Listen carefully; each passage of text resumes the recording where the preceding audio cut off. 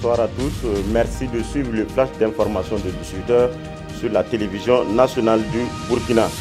C'est fini à Ouagadougou la rencontre sous-régionale de l'Alliance bordelaise pour la réduction des coûts de transport et des retards de livraison en Afrique de l'Ouest. Cette rencontre de Ouagadougou a eu le mérite d'évaluer les 6 ans d'existence de l'Alliance.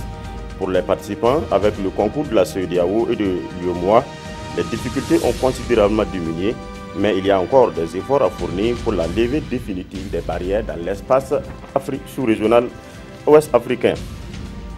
Parlons maintenant incivisme et on prend la direction de Koudougou dans le centre-ouest où une campagne de sensibilisation contre le fléau est lancée depuis hier.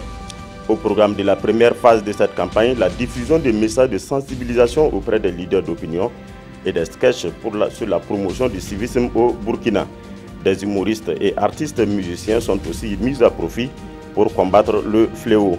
Cette première étape concerne les villes de Koudougou, de Ouagadougou et de Bobo-Dioulasso.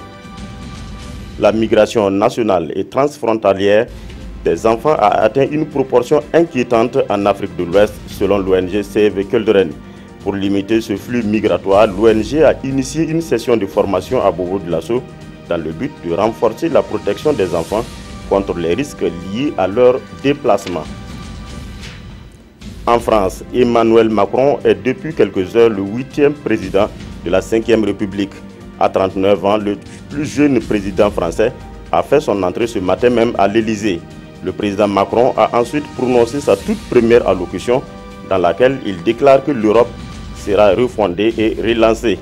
Il poursuit que la France prendra ses responsabilités pour apporter une réponse pertinente aux grandes crises contemporaines en cas de besoin. En Corée du Nord, Pyongyang a procédé ce matin à un tir de missile balistique depuis la région du nord-ouest.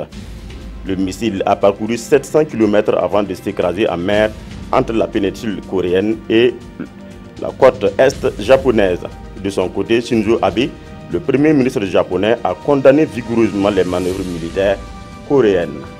Voilà, c'est tout pour ce flash. Merci de nous avoir suivis.